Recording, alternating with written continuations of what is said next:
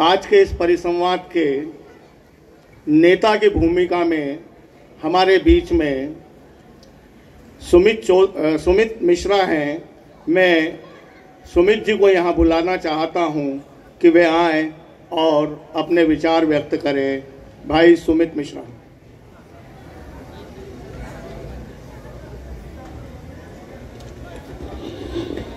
देखो भैया, क्या है, सबको टिप टाप कर दूंगा। क्या? सबको टिप टाप कर दूंगा, घर घर में लैपटॉप भर दूंगा। सबको टिप टाप कर दूंगा, घर घर में लैपटॉप भर दूंगा। एक बार तो भरोसा कर भाई, वाईफाई फ्री कर दूंगा।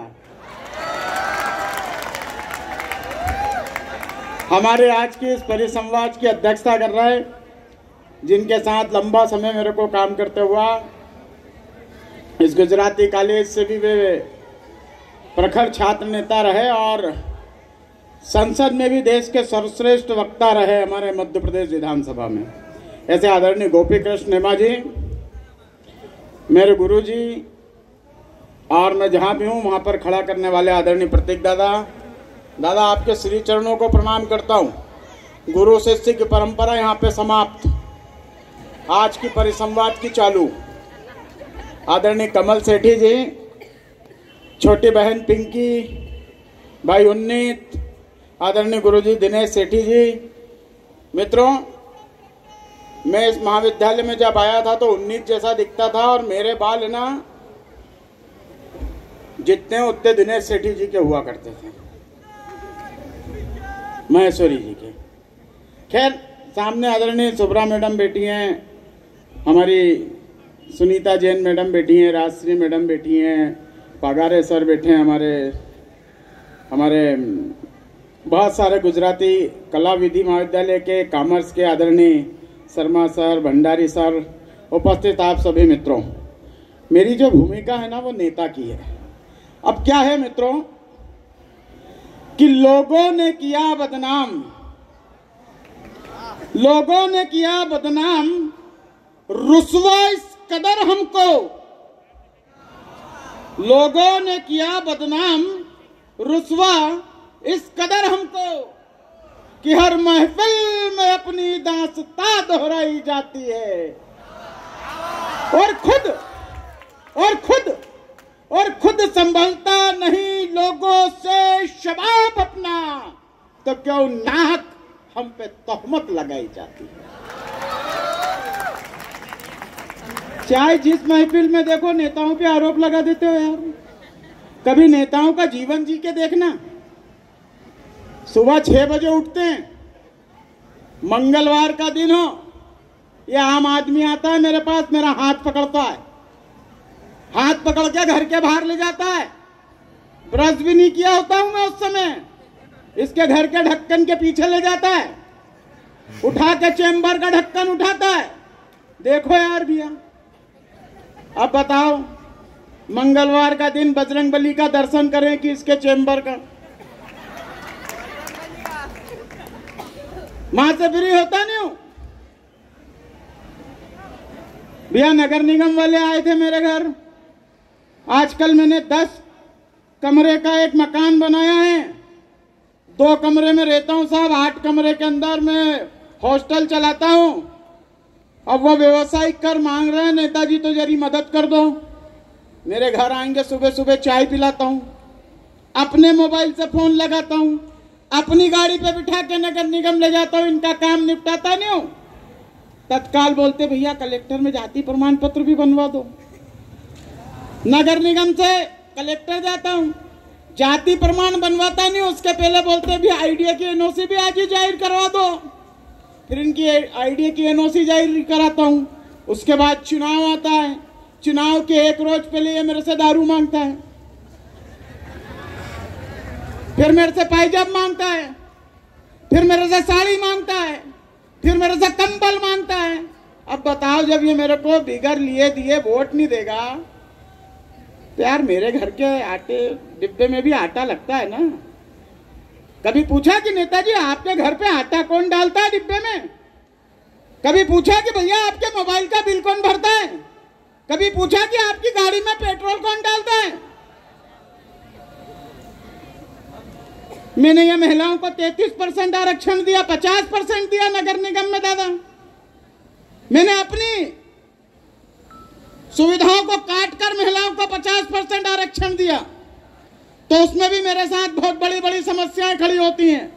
अब यदि मैं मेरी पत्नी को चुनाव लड़ा दूं दादा, और मैं बाहर ना लुंगी में बैठूं, लाल मंजन हाथ में करता हुआ, तो पहले कार्यकर्ता आता, बोले भैया भाभी बाहर झाड़ू लगाती रहती है। तो पहले कार्यकर्ता आता, बोले भाभी भैया हैं? बोले नहीं, रात को लेट आए थे। अच्छा ठीक है, थोड़ी देर में आ जाऊंगा। अब मैंने दे दिया 50% आरक्षण महिलाओं को, ये घर से बाहर निकलने को तैयार नहीं। अब होता क्या है कि जब महिला पार्षद बन जाती है तो मेरी दुविधा सुनना, मैं धोती के अंदर लाल मंजन दांत में घुसता होता हूं, तो मेरा कार्यकर्ता आता, बोले भैया भाभी है क्या? मैंने क्यों? बोले कुछ काम था, चला जाता। फिर पार्षद तो अपनी पत्नी, अपन बाहर चौराहे पे खड़े रहते में फिर एक कार्यकर्ता आता, बोले क्यों भैया दिन में 2 बजे भाभी फ्री है क्या? मैंने कहा क्यों? बोले भैया सयाजी होटल ले जाना, 2-4 मिनट का काम है, उद्घाटन करके छोड़ दूंगा।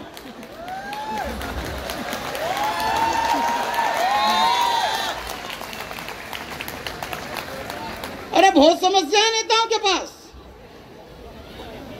अच्छा एक बात बताओ,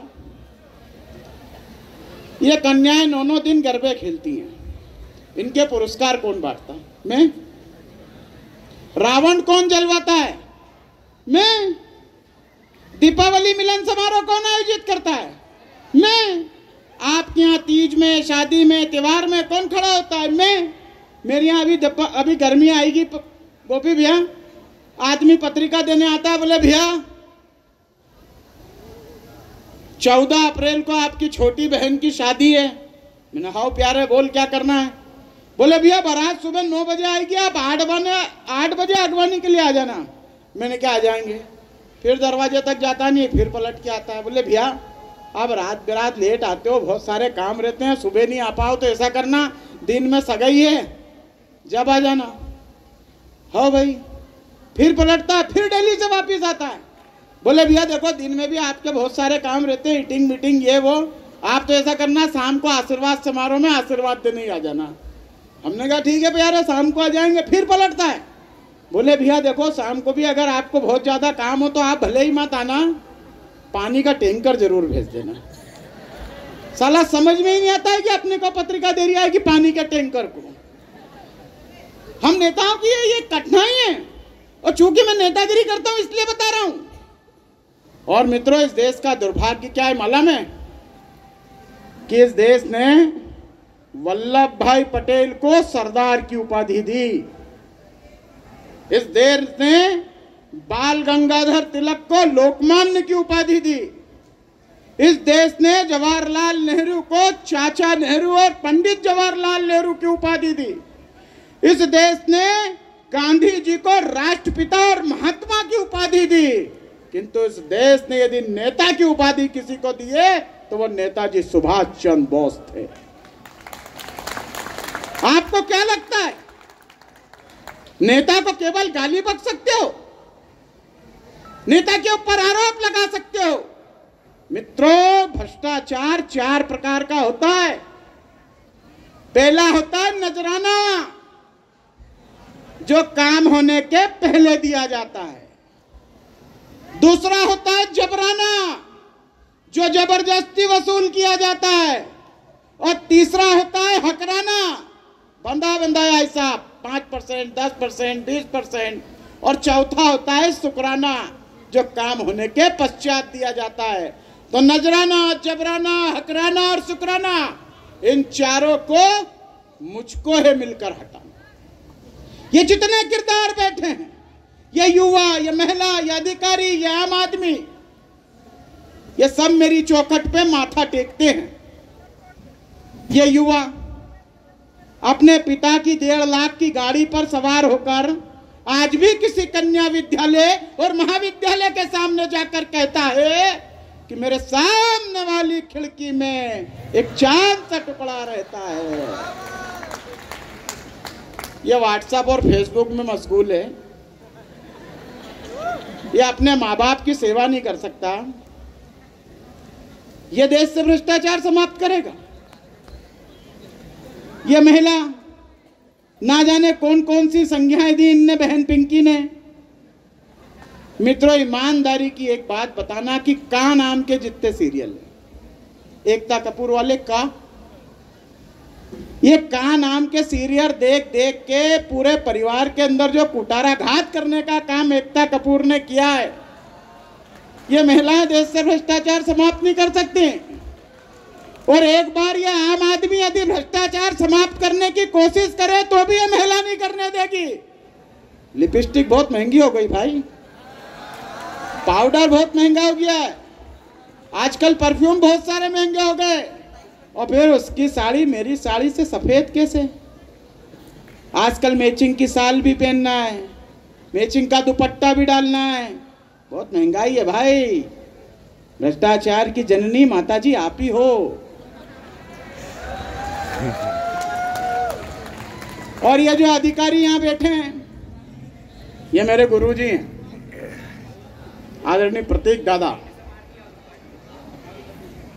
अब गुरुजी का विषय अलग हो गया है, चूंकि मैं इनको अधिकारी के रूप में देख रहा हूं। देखो मित्रों, मैं नेता आदमी दौरे पे जाता हूं, मेरे को जनता बोलती कि भैया ब्रिज बनाना है, पुलिया बनाना है, सड़क बनाना है, खरिंजा बनाना है, स्कूल बनाना है, जो भी बनाना है, मैं फट से आदेश देता हूं पुल बनाया जाए। अब पुल बनाने तो मैं नहीं जाता हूं, ना मेरा पार्टी का कोई कार्यकर्ता जाता है, ना मेरी पार्टी का कोई ठेकेदार जाता है। ठेकेदार किनके? अधिकारी के। बिल रिलीज कौन करता है? अधिकारी। सारा काम जो भी है ये अधिकारी करता है, क्योंकि नेता जो होता है वो समाज का सेवक होता है। और मित्रों, भ्रष्टाचार की जो गंगोत्री है वो ऊपर से आती है, ना कि नीचे से ऊपर जाती है।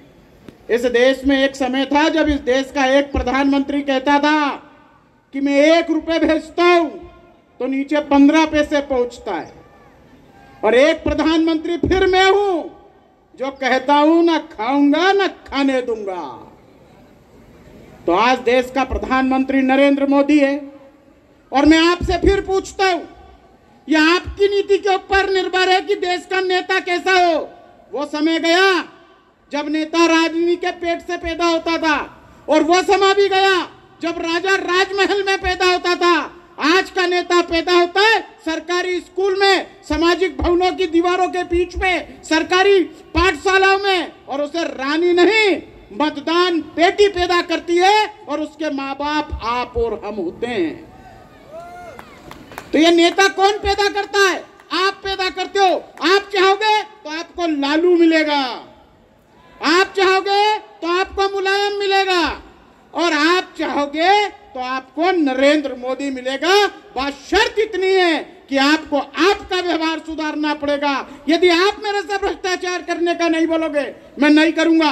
आप यदि नरेंद्र मोदी के रूप में मुझे खड़ा करोगे तो मैं सियाचिन की सीमा पर जाकर आपका नेतृत्व करूंगा।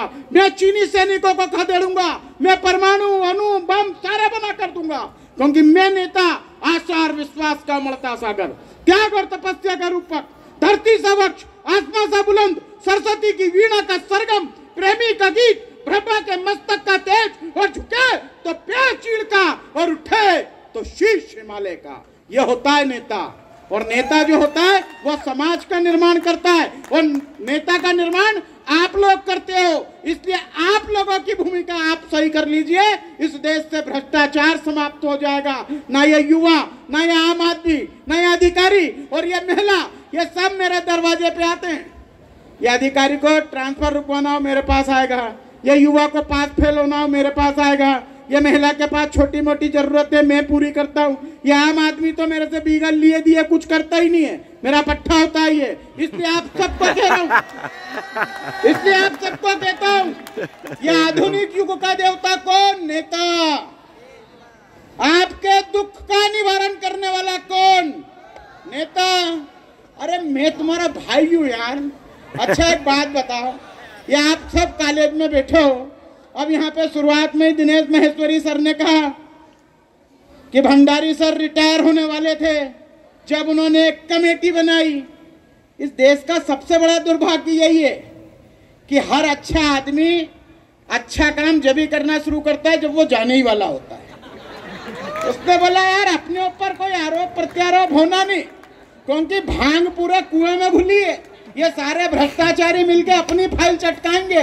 तो इन्होंने बोला क्या करना है, बोले अपने को 3 दिन बचे हैं भैया रिटायर होने में, तो बोला भ्रष्टाचार की कमेटी बना दो। और गुरु आपको फंसा दिया। खैर आप चिंता मत करना, हम है ना नेता, आप सबका भला करेंगे। और आप सब नौजवानों से एक बात कहना चाहता हूं मित्रों, कभी कभी मैं प्रतीक दादा के क्लास में जाता था, तो प्रतीक दादा मुझे अर्थशास्त्र पढ़ाते थे और उस समय एक बात कहते थे, कार्ल मार्क्स का एक सिद्धांत है कि बुरी मुद्रा अच्छी मुद्रा को चलन से बाहर कर देती है। और यही इस देश का दुर्भाग्य है कि अच्छे लोग, पढ़े लिखे लोग, शिक्षित लोग, समझदारी लोग, शिष्टाचारी लोग घरों में बैठते हैं, इसलिए बुरे गुंडे डाकू उचक्के नेतागिरी करते हैं। निवेदन करने आया हूं कि आप नेतागिरी में आइए, आप समाज का नेतृत्व कीजिए, राष्ट्र का नेतृत्व कीजिए।